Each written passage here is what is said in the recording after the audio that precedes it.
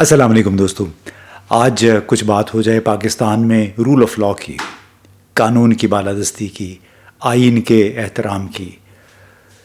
پاکستان تحریک انصاف کے مرکزی جو سیکریٹریٹ ہے اسلام آباد میں، اس پہ ایک حملہ ہوا. کیپٹل ڈیولپمنٹ اتھارٹی نے وہاں پہ بقول ان کے جو تجاوزات تھیں وہ گرا دیں، مسمار کر دیں، اور رات گئے یہ آپریشن ہوا.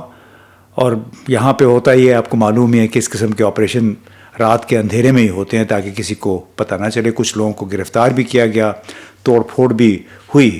اور اعظم نذیر تارڑ یعنی جو وفاقی وزیر قانون ہیں، انہوں نے قومی اسمبلی میں یہ بتایا کہ سینٹ میں بلکہ بتایا کہ دراصل یہ عمارت تجاوزات تھیں اور اس میں عمارت میں 2 فلور بھی غیر قانونی طور پہ بنے ہوئے تھے.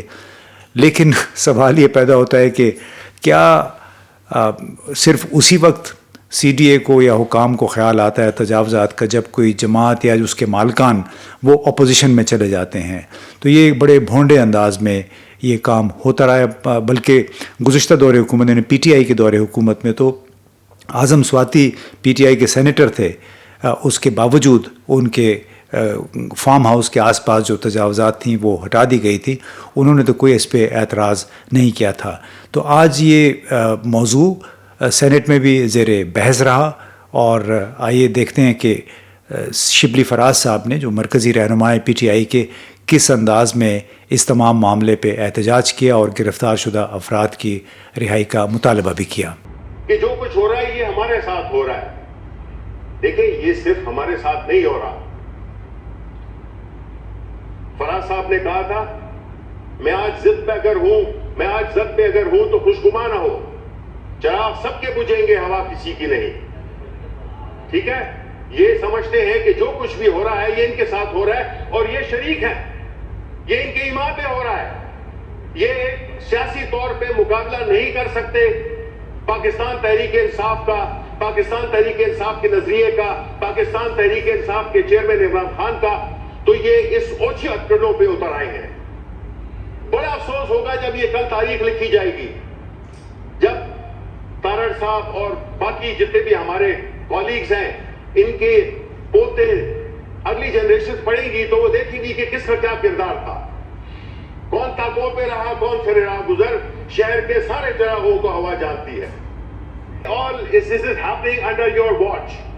اگر آپ کو یہ فارم 47 کا سلسلہ نہ ہوتا تو آپ کو اپنی اصلیت پتہ چل جاتی. 27 سیٹوں سے زیادہ آپ کی سیٹیں نہیں تھی.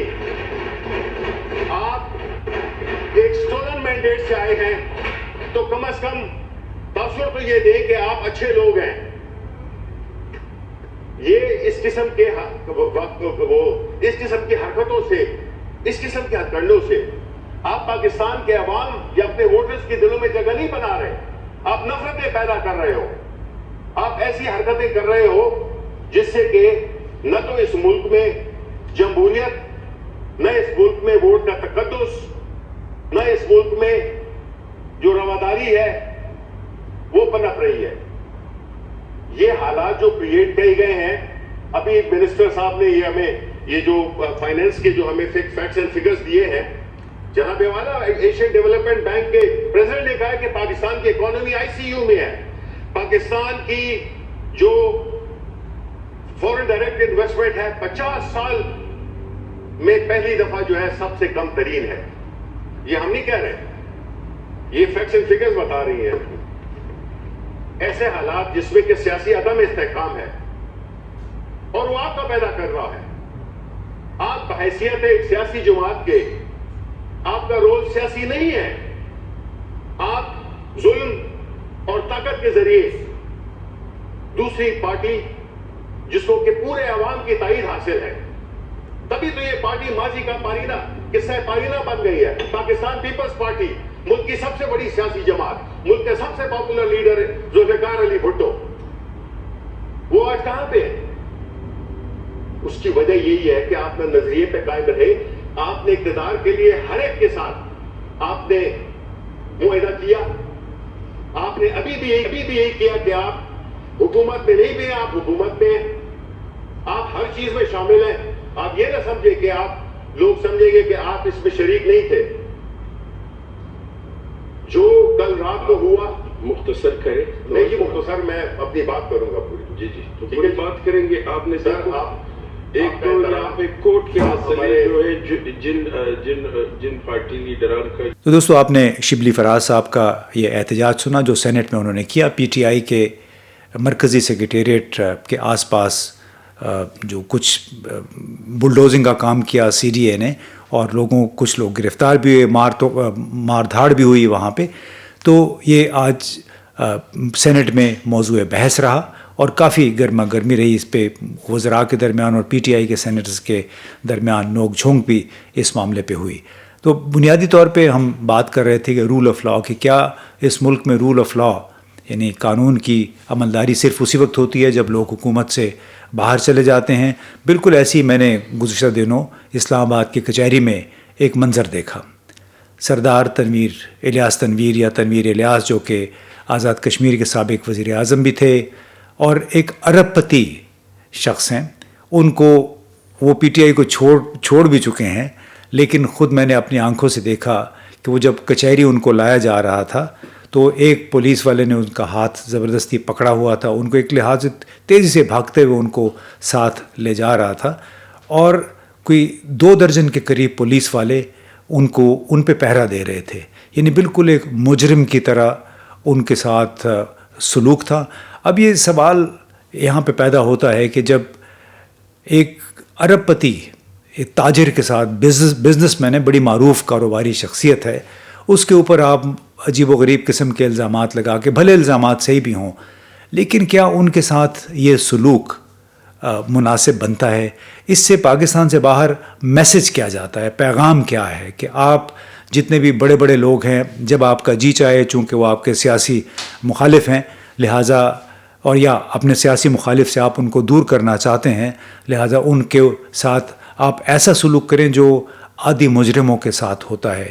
تو پیغام اس میں بنیادی طور پہ ایک یہی ہے کہ اس ملک میں قانون کا احترام نہیں ہے. صرف ان لوگوں پہ قانون کا اطلاق ہوتا ہے جو حکومت میں شامل نہیں ہیں، اور اس کے لیے قانون پہ عملداری کا مظاہرہ کرتے ہوئے اس بات کا احساس نہیں کیا جاتا کہ اس نوعیت کے اقدامات سے ملک سے باہر پیغام کیا جائے گا. وہ تو ویسے ہم نے دیکھا کہ خاص طور پہ 9 مئی 2023 سے جو کچھ پی ٹی آئی کے ساتھ ہوا، اور جس انداز میں یہ مقدمے ابھی اعلیٰ عدالتوں میں، ہائی کورٹ میں اور سپریم کورٹ میں انڈر اسکروٹنی ہے، جس انداز میں ان مقدموں کو اٹھا کے باہر پھینکا جا رہا ہے، اس سے بھی اندازہ ہوتا ہے کہ پی ٹی آئی اور ان کے عمران خان کو سزا دینے کے لیے جلدی میں بھونڈے مقدمے بنائے گئے، بغاوت کے مقدمے، دہشت گردی کے مقدمے. آپ کو معلوم ہے کہ عمران خان کے خلاف دہشت گردی میں ملوث ہونے کے کیسز تھے، وہ بھی عدالتوں نے اٹھا کے باہر پھینک دیے. سائفر کیس، وہ بھی ابھی معلوم نہیں اس کا کیا نتیجہ نکلتا ہے، لیکن اس میں بہرحال ججوں نے جو اپنے ریمارکس دیے ہیں اس کے مطابق وہ بھی بالکل انہوں نے بالکل اس کے بخیے ادھیڑ دیے ہیں اس پروسیکیوشن کے کیس کے. اس طرح عدت کیس، وہ بھی انتہائی بھونڈا مزہ کا خیز کیس تھا. تو یہ لگتا ہے ان کو ابھی عدلیہ جو ہے وہ 8 فروری کے انتخابات سے تھوڑی سی انہوں نے پی ٹی آئی کے ساتھ ساتھ خود عدلیہ نے جرت کا مظاہرہ کیا ہے. کئی جج اسلام آباد ہائی کورٹ اور 4 ہائی کورٹس ہیں، ان تمام ججوں نے مل کے ان شکایات کا اعادہ کیا ہے جو ہم کئی عرصے سے سن رہے تھے، بیرونی دباؤ کہ کس طرح عدالتی امور پہ انٹیلیجنس ایجنسیاں اثر انداز ہوتی ہیں اور رول آف لاء کو پامال کرنے کی کوشش کی جاتی ہے. تو یہ لگتا ہے کہ اس وقت صرف پی ٹی آئی حکومت اور مقتدر حلقوں کے سامنے نہیں کھڑی، بلکہ عدلیہ بھی اب اسٹیبلشمنٹ کے سامنے کھڑی ہو گئی ہے، کیونکہ ان کے لیے اس معاشرے میں بہرحال سروائیو کرنا کوئی آسان نہیں ہے، کیونکہ بہرحال وہ اس معاشرے کا حصہ ہیں. جب وہ باہر جاتے ہیں تو لوگ ان سے پوچھتے ہیں کہ جتنے بھی سینکڑوں کیسز بنے تھے پی ٹی آئی کے رہنماؤں کے خلاف بشمول عمران خان کے، ان میں رول آف لاء کس حد تک فالو کیا گیا، کس حد تک قانون کے تمام تقاضے پورے کیے گئے. اور اسی وجہ سے بہت زیادہ پریشر اس وقت ہائی کورٹ اور سپریم کورٹ پہ ہے کہ انہوں نے انصاف کے ترازو میں تولنا ہے تمام کیسوں کو، اور یہ دیکھنا ہے کہ جو گزشتہ سال 1.5 سال سے زیادتیاں ہوئی ہیں کیا اس کا ازالہ صرف عدالتی احکامات کے ذریعے ممکن ہے یا نہیں، اور کیا عدالتیں آئین اور قانون کی بالادستی قائم کرنے میں کامیاب ہوتی ہیں یا نہیں۔